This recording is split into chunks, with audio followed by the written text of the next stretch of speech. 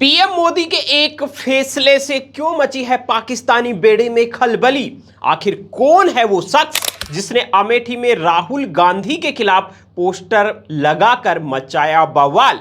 हरियाणा में पानी की किल्लत ने कैसे बढ़ाई लोगों की मुश्किलें, और पहलगाम हमले के बाद कांग्रेस का पीएम गायब पोस्टर, क्या है इसके पीछे का असली राज।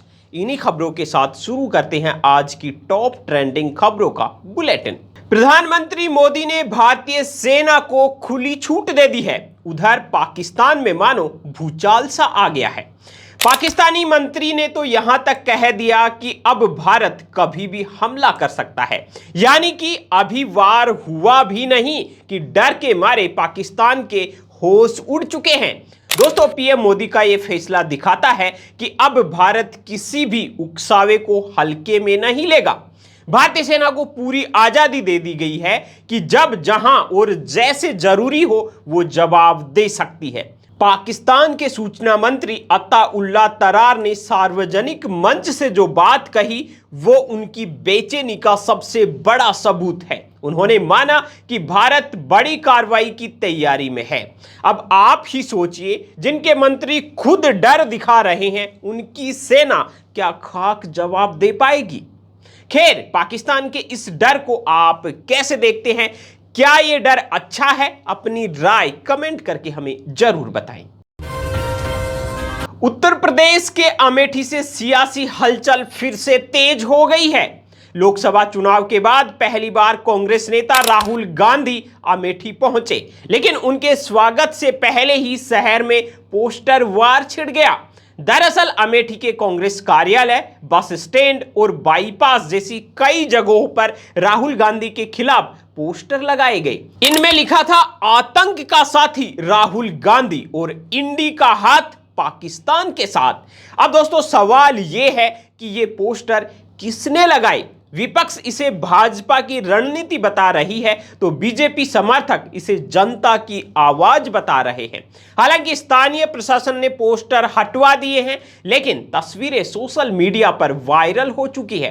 ओवरऑल अगर हम बात करें तो सच्चाई चाहे जो भी हो, लेकिन इतना तय है कि अमेठी की सियासत फिर से चर्चा में है और राहुल गांधी की अगली चाल पर अब सबकी नजर है। आपका क्या मानना है? क्या यह जनता की नाराजगी है या सियासी स्क्रिप्ट है?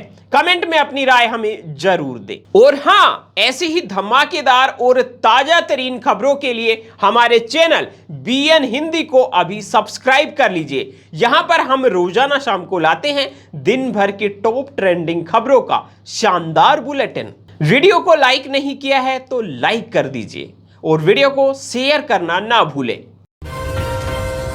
हरियाणा में जल संकट गहराता जा रहा है। पंजाब द्वारा पानी रोके जाने से सिंचाई से लेकर पीने तक का संकट खड़ा हो गया है। टैंकर के दाम आसमान छू रहे हैं और बीबीएमबी यानी भाखड़ा व्यास मैनेजमेंट बोर्ड ने केंद्र सरकार को मदद के लिए चिट्ठी लिख दी है।